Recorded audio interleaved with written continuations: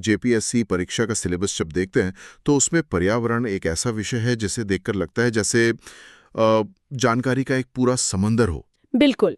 एक तरफ संवैधानिक प्रावधान है, राष्ट्रीय लक्ष्य हैं। और दूसरी तरफ झारखंड की अपनी पहल, ग्लोबल इंडेक्स, इतने सारे अलग अलग बिंदु हैं। इन सबको एक साथ जोड़कर एक बड़ी एक साफ तस्वीर बनाना ही सबसे बड़ी चुनौती है। और आज हम यही करने वाले हैं। हाँ। क्योंकि ये तस्वीर बनाना इसलिए जरूरी है कि जेपीएससी में पर्यावरण सिर्फ कुछ तथ्य रटने का विषय नहीं है।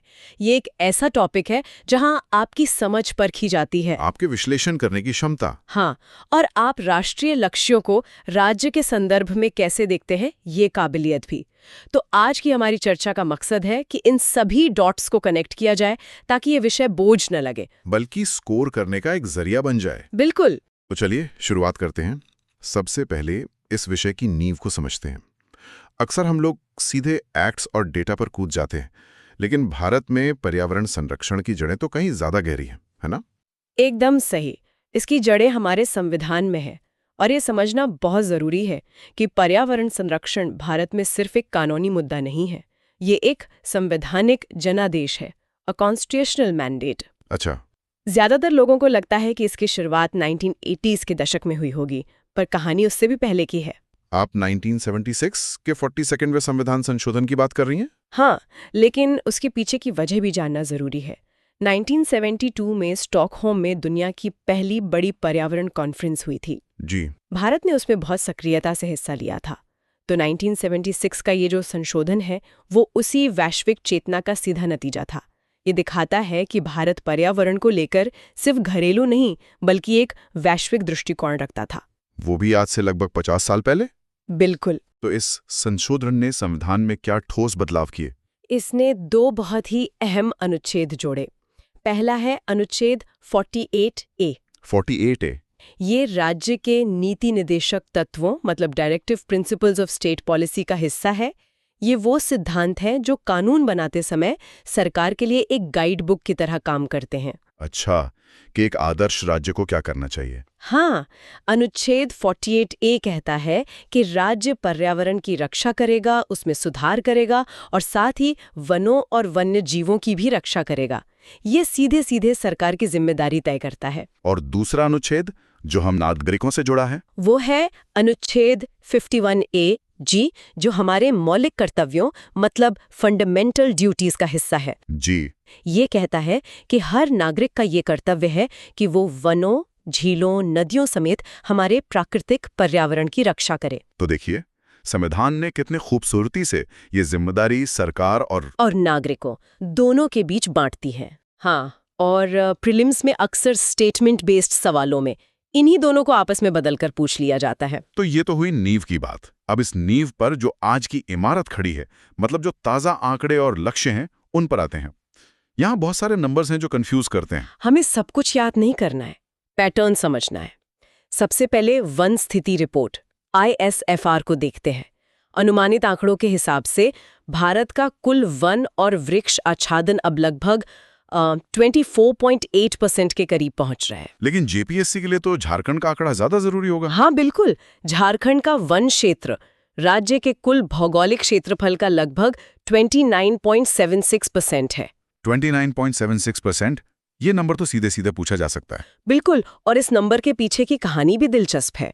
रिपोर्ट ये भी बताती है कि राज्य में घने वनों की बजाय खुले वनों मतलब ओपन फॉरेस्ट्स में ज्यादा वृद्धि हुई है। अच्छा, तो इसका मतलब है कि वनीकरण के प्रयास तो हो रहे हैं, लेकिन जो पुराने घने जंगल हैं उन्हें बचाना अभी भी एक बड़ी चुनौती है। एकदम सही। ये विश्लेषण मेंस के उत्तरों के लिए बहुत उपयोगी है। अब बात करते हैं भारत के बड़े जलवायु लक्ष्यों की, पंचामृत की। इसमें एक लक्ष्य है 2070 तक नेट जीरो उत्सर्जन हासिल करना। कुछ लोग कहते हैं कि ये लक्ष्य बहुत दूर का है ना? कई विकसित देशों ने तो 2050 का लक्ष्य रखा है। बहुत अच्छा सवाल है। देखिए, ये सिर्फ एक तारीख नहीं है, ये भारत के विकास संबंधी वास्तविकताओं और जलवायु न्याय मतलब क्लाइमेट जस्टिस के सिद्धांत का प्रतिबिंब है। भारत का तर्क ये है कि जिन देशों ने ऐतिहासिक रूप से ज्यादा उत्सर्जन किया है, उन्हें पहले और तेजी से अपने उत्सर्जन कम करने चाहिए। भारत को अपनी विशाल आबादी को गरीबी से बाहर निकालने के लिए ऊर्जा चाहिए। तो 2070 का लक्ष्य एक तरह से विकास और पर्यावरण के बीच संतुलन बनाने की कोशिश है। बिल्कुल, एक व्यवहारिक लक्ष्य है। और पंचामृत के दूसरे लक्ष्यों का क्या, जैसे 500 गीगावाट गैर जीवाश्म ऊर्जा क्षमता वाला लक्ष्य? उस मोर्चे पर भारत का प्रदर्शन काफी प्रभावशाली है। हम 2030 के इस लक्ष्य की ओर तेजी से बढ़ रहे हैं और शायद 2026 तक ही 200 गीगावाट से ज्यादा क्षमता हासिल कर लेंगे। ये तो बहुत अच्छी बात है। हाँ, ये दिखाता है कि भारत नवीकरणीय ऊर्जा को लेकर कितना गंभीर है।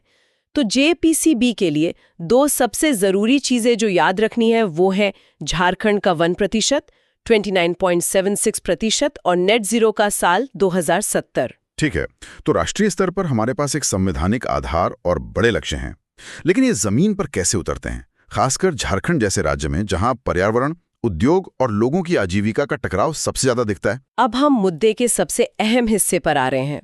झारखंड की पहले इसलिए महत्वपूर्ण है क्योंकि वो देश के लिए एक प्रयोगशाला की तरह है। अच्छा। यहाँ की एक सबसे अनोखी पहल है झारखंड राज्य प्रदूषण नियंत्रण बोर्ड, मतलब JSPCB का star rating system. Star rating, ये कुछ वैसा ही है जैसे हम एप्स या रेस्टोरेंट्स को रेटिंग देते हैं?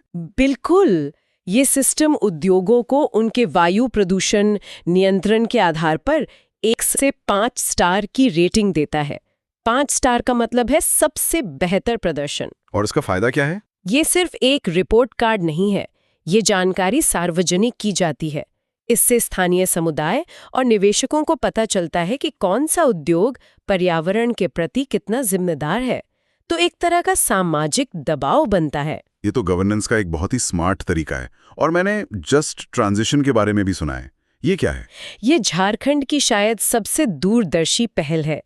देखिए, झारखंड की अर्थव्यवस्था दशकों से कोयले पर निर्भर रही है। जी हाँ। लेकिन जब हम धीरे धीरे कोयले से दूर जा रहे हैं तो सवाल उठता है कि उन खदानों का, उस जमीन का और उन लाखों लोगों का क्या होगा जिनकी रोजी रोटी कोयले से जुड़ी थी। सही बात है। जस्ट ट्रांजिशन इसी का जवाब है। झारखंड देश का पहला राज्य है जिसने एक टास्क फोर्स बनाई है जो ये सुनिश्चित करेगी कि कोयला खदानों के बंद होने के बाद वहां के पर्यावरण को फिर से बहाल किया जाए और लोगों को नए स्थायी रोजगार के अवसर मिले। मतलब ये सिर्फ एक पर्यावरणीय बदलाव नहीं, ये एक सामाजिक और आर्थिक बदलाव भी है। बिल्कुल, और यही इसकी खासियत है। ये विकास को पर्यावरण से अलग करके नहीं देखता। इसी तरह राज्य की जल नीतियां जैसे बिरसा सिंचाई कूप योजना या खेत का पानी खेत में अभियान, ये सिर्फ सिंचाई के लिए नहीं है। इनका मुख्य उद्देश्य गिरते भूजल स्तर को रिचार्ज करना है। इन सब पहलों के बावजूद जब हम वैश्विक सूचकांकों को देखते हैं तो भारत की एक मिलीजुली तस्वीर दिखती है। ये थोड़ा कंफ्यूजिंग है। हाँ, और इस कंफ्यूजन को दूर करना जरूरी है। 2 सूचकांकों को साथ में देखते हैं, एनवायरमेंटल परफॉर्मेंस इंडेक्स यानी EPI और climate change performance index CCPI। की देशों में तो सर्वश्रेष्ठ प्रदर्शन करने वालों में से एक है। ये तो एक बड़ा विरोधाभास है, एक में हम सबसे पीछे और दूसरे में सबसे आगे। ऐसा क्यों? क्योंकि दोनों सूचकांक अलग-अलग चीजों को मापते हैं। CCPI जो है वो मुख्य रूप से जलवायु परिवर्तन को रोकने के लिए उठाए गए बड़े नीतिगत कदमों पर ध्यान देता है, जैसे नवीकरणीय ऊर्जा को बढ़ावा देना। और इस क्षेत्र में भारत की नीतियां बहुत अच्छी हैं। अच्छा। वहीं EPI जमीनी हकीकत को देखता है, जैसे वायु गुणवत्ता, अपशिष्ट प्रबंधन, पीने के पानी की शुद्धता। इन मामलों में हमारी चुनौतियां अभी भी बहुत बड़ी हैं। मतलब CCPI हमारी नीयत और नीतियों को दिखाता है, जबकि EPI जमीनी नतीजों को। और एयर क्वालिटी इंडेक्स मतलब AQI की बात करें तो वो तो इन जमीनी नतीजों का एक रोजमर्रा का सबूत है। बिल्कुल, AQI अब सिर्फ एक सरकारी आंकड़ा नहीं रहा। अब तो लोग सुबह जॉगिंग पर जाने से पहले अपने फोन पर AQI चेक करते हैं। सही बात है, ये हमारी रोजमर्रा की जिंदगी का हिस्सा बन गया है। हाँ, और झारखंड के संदर्भ में देखें तो धनबाद और झरिया जैसे खनन क्षेत्र लगातार उच्च प्रदूषण वाले हॉटस्पॉट बने हुए हैं। और इन सूचकांकों में जो कमियां दिखती हैं, उन्हें ठीक करने के लिए हमारे पास एक कानूनी ढांचा तो होना ही चाहिए। यहीं पर भारत के महत्वपूर्ण पर्यावरण कानून काम आते हैं। एकदम सही। और इन कानूनों को रटने की बजाय इनकी कहानी को समझना चाहिए। ये भारत की पर्यावरण नीति के विकास की कहानी है। कहानी कैसे? देखिए, 70 के दशक में हमारा ध्यान अपनी सबसे कीमती प्राकृतिक धरोहरों को बचाने पर था। तो सबसे पहले हमने वन्य जीवों को बचाने के लिए कानून बनाया, वाइल्ड लाइफ प्रोटेक्शन एक्ट 1972। ठीक है, पहले वन्य जीव। फिर उनकी प्यास बुझाने के लिए पानी को प्रदूषण से बचाने का कानून आया, वाटर एक्ट 1974। वन्य जीव, फिर पानी। हाँ, फिर जंगलों को बचाने के लिए वन संरक्षण अधिनियम आया 1980 में। 80 के दशक तक औद्योगिक प्रदूषण एक बड़ी समस्या बन चुका था, तो हमने सांस लेने के लिए जरूरी हवा को बचाने पर ध्यान दिया, एयर एक्ट 1981। और फिर भोपाल गैस त्रासदी हुई, हाँ। इसने सब कुछ बदल दिया। बिल्कुल, भोपाल गैस त्रासदी के बाद हमें एहसास हुआ कि हमें एक ऐसे मास्टर कानून की जरूरत है जो इन सबको एक साथ लाए और हर तरह के प्रदूषण से निपट सके। और उसी जरूरत से जन्म हुआ पर्यावरण संरक्षण अधिनियम 1986 का। इसीलिए इसे अम्ब्रेला एक्ट कहते हैं। Umbrella act. हाँ, ये एक छाते की तरह है जिसके नीचे बाकी सभी कानून आते हैं, और ये केंद्र सरकार को पर्यावरण की रक्षा के लिए कोई भी कदम उठाने की व्यापक शक्ति देता है। तो ये एक तरह से समस्या समाधान का क्रम था। जैसे जैसे नई चुनौतियां आईं, हम नए कानून बनाते गए। ये दिखाता है कि हमारी पर्यावरण नीति स्थिर नहीं है, बल्कि विकसित होती रही है। सही समझा। और ये विकास आज भी जारी है। अब हम कुछ ऐसे उभरते हुए क्षेत्रों पर बात कर रहे हैं जिनसे भविष्य में सवाल बन सकते हैं, जैसे कि ग्रीन हाइड्रोजन। ग्रीन हाइड्रोजन, हाँ। भारत का एक महत्वाकांक्षी नेशनल ग्रीन हाइड्रोजन मिशन है। लक्ष्य है 2030 तक 5 million metric ton green hydrogen का उत्पादन करना।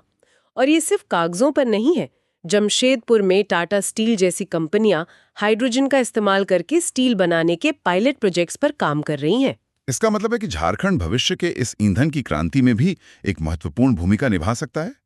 एक और शब्द जो आजकल बहुत सुनने में आता है वो है कार्बन क्रेडिट। हाँ, और ये झारखंड जैसे राज्य के लिए बहुत मायने रखता है। भारत अपना खुद का कार्बन बाजार मतलब कार्बन क्रेडिट ट्रेडिंग स्कीम विकसित कर रहा है। ये काम कैसे करता है सरल शब्दों में? सरल शब्दों में, अगर कोई उद्योग अपने उत्सर्जन को तय सीमा से कम करता है तो वो कार्बन क्रेडिट थमाता है। इस क्रेडिट को वो उस उद्योग को बेच सकता है जो अपने लक्ष्य पूरे नहीं कर पा रहा है। और इसमें झारखंड के लिए क्या अवसर है? झारखंड के पास लगभग 30% वन क्षेत्र है। जंगल कार्बन सोखने का काम करते हैं, जिन्हें कार्बन सिंक कहते हैं।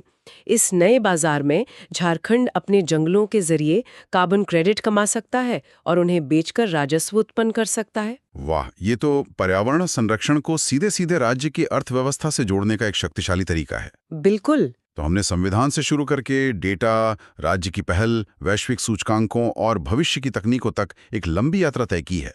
अब अगर इस पूरी चर्चा को जेपीएससी परीक्षा के लिए 5 सबसे महत्वपूर्ण टेकअवेज में समेटना हो तो वो क्या होंगे? बहुत अच्छा सवाल। 5 सबसे महत्वपूर्ण बिंदु जो बिल्कुल नहीं भूलने हैं। जी। पहला, अनुच्छेद 48A जो राज्य का कर्तव्य है और 51AG जो नागरिक का कर्तव्य है। ये संवैधानिक आधार है। ठीक है। दूसरा, पर्यावरण संरक्षण अधिनियम 1986 हमारा अम्ब्रेला एक्ट है। Umbrella act. तीसरा, झारखंड का वन क्षेत्र 29.76% है और यहाँ की जस्ट ट्रांजिशन पहल देश में अपनी तरह की पहली है। ये बहुत महत्वपूर्ण है। चौथा, सीसीपीआई में भारत की रैंक अच्छी है नीतिगत इरादे के कारण, जबकि ईपीआई में खराब है जमीनी नतीजों के कारण। और पांचवा, ग्रीन हाइड्रोजन और कार्बन क्रेडिट भविष्य के क्षेत्र हैं जहां झारखंड की महत्वपूर्ण भूमिका हो सकती है। ये पांचों बिंदु पूरी चर्चा का सार हैं और एकदम स्पष्ट हैं। चलिए एक रैपिड फायर करते हैं ये देखने के लिए कि ये कॉन्सेप्ट्स कितने साफ हुए हैं। जरूर। मेरा पहला सवाल, पर्यावरण को संविधान में किस संशोधन द्वारा एक प्रमुख विषय बनाया गया? 42nd संशोधन 1976 जो स्टॉकहोम कॉन्फ्रेंस की वैश्विक चेतना से प्रेरित था। बहुत बढ़िया। भारत का नेट जीरो उत्सर्जन का लक्ष्य किस वर्ष तक है और क्यों? 2070 तक, क्योंकि ये लक्ष्य भारत की विकास की जरूरतों और जलवायु न्याय के सिद्धांत के बीच एक संतुलन बनाता है। शानदार। और अंत में उस कानून का नाम बताइए जिसे अम्ब्रेला एक्ट के नाम से जाना जाता है। पर्यावरण संरक्षण अधिनियम 1986 जो भोपाल गैस त्रसिदी के बाद बनाया गया था। बिल्कुल सही। देखिए, जब हम इन तथ्यों को उनकी कहानी और उनके संदर्भ के साथ जोड़ते हैं तो वो बोझ नहीं लगते। हाँ, बल्कि आसानी से याद हो जाते हैं। सच कहूं तो जो जानकारी पहले बिखरी हुई और डरावनी लग रही थी, अब वो एक कहानी की तरह जुड़ गई है। अब ये साफ है कि इस विषय को कैसे पढ़ना है। यही आत्मविश्वास जरूरी है।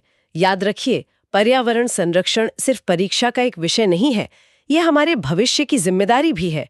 और इसी सोच के साथ मैं श्रोताओं के लिए एक सवाल छोड़ना चाहती हूँ। जरूर। जब हम कार्बन क्रेडिट जैसी आर्थिक प्रणालियों को जंगलों से जोड़ते हैं, तो क्या हम वास्तव में प्रकृति का संरक्षण कर रहे हैं, या अनजाने में हम उसका बाजारीकरण कर रहे हैं, उसे एक बिकाऊ वस्तु बना रहे हैं? इस पर विचार जरूर कीजिएगा।